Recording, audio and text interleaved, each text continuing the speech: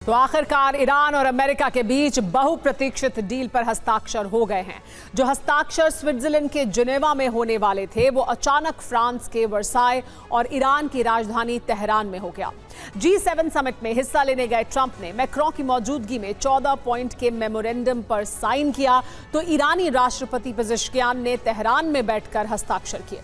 हालांकि deal sign होने के बाद भी दोनों तरफ से भड़काऊ बयानबाजी का दौर जारी है। ट्रंप ने यह कह दिया है कि अगर ईरान ने समझौते का पालन नहीं किया तो बमबारी कर दूंगा। वहीं ईरान की तरफ से कहा गया है कि हमारी भी उंगलियां ट्रिगर पर ही हैं। अब आने वाला वक्त ये बताएगा कि क्या हॉर्मूज और परमाणु कार्यक्रम को लेकर डील टूट जाएगी या बात बन जाएगी।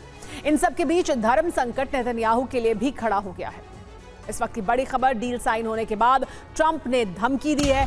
ईरान बात से मुकर गया तो बमबारी करेंगे, कहा है ट्रंप ने। आप इसे धमकी कहें या जो चाहे कहें, ये कहा ट्रंप ने।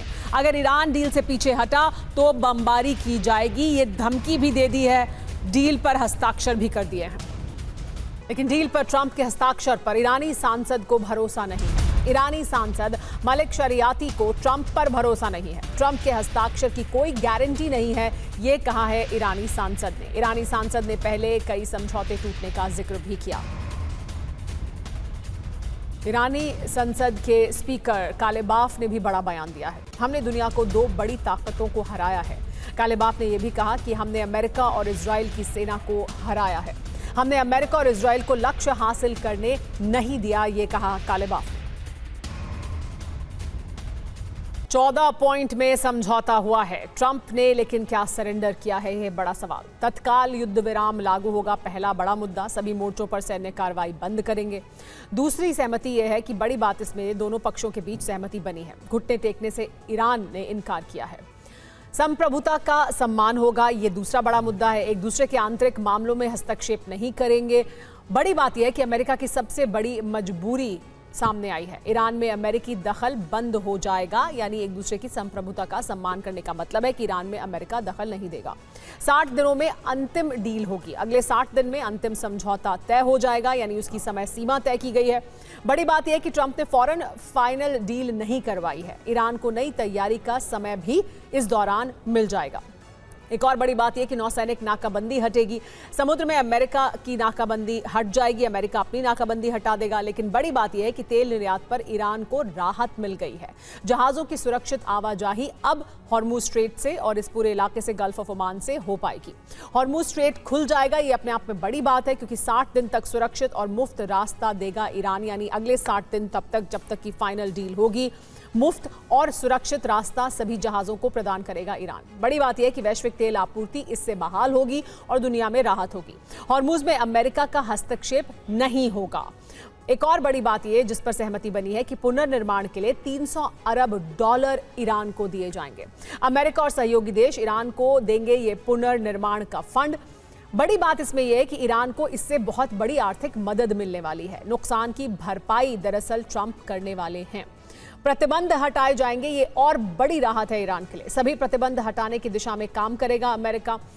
बड़ी बात यह है कि ईरान की अर्थव्यवस्था को इससे राहत मिलेगी। दबाव की ट्रंप रणनीति अब खत्म हो जाएगी। परमाणु हथियार लेकिन नहीं होगा ईरान के पास। ईरान परमाणु हथियार नहीं बनाएगा।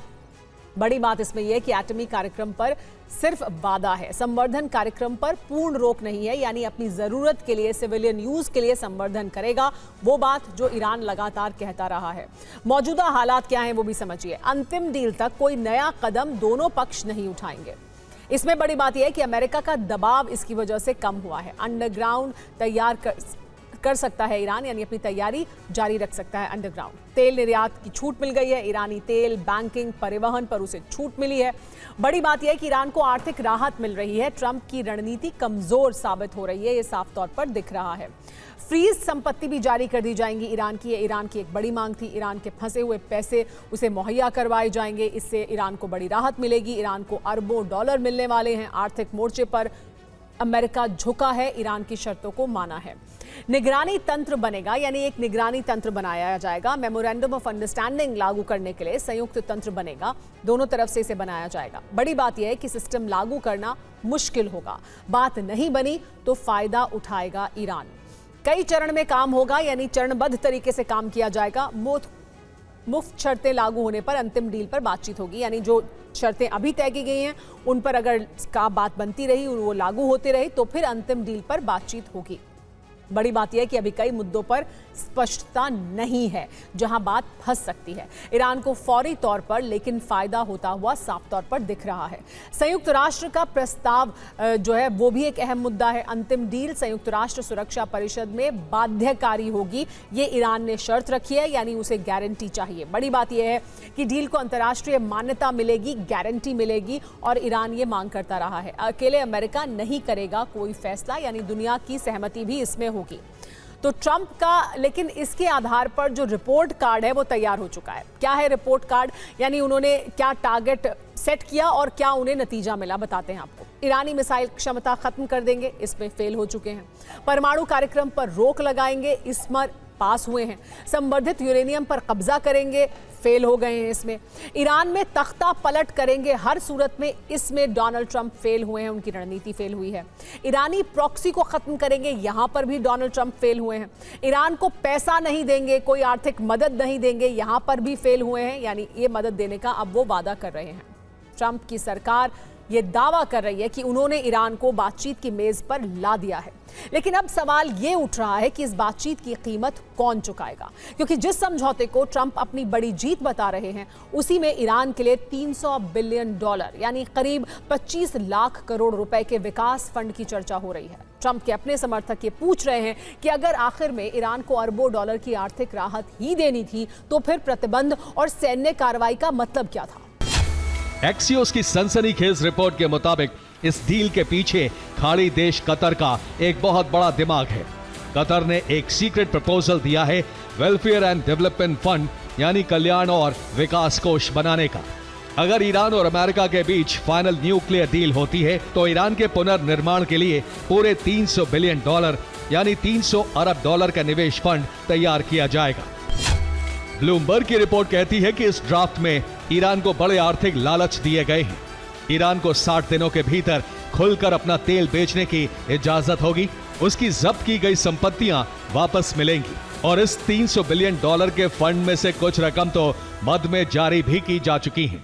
और ट्रंप की योजना यह है कि खाड़ी देशों की पूंजी, अंतर्राष्ट्रीय निवेश, निजी निवेश फंड और प्रतिबंध हटने के बाद ईरान में आने वाला विदेशी पैसा मिलकर इतना फंड बन सकता है। सीनेटर रॉजर विकर ने ट्रंप से पूछा है कि अगर अंत में ईरान की झोली में अरबों डॉलर ही डालने थे तो अमेरिकी सेना ने ऑपरेशन एपिक फ्यूरी में अपनी ताकत क्यों झोंकी।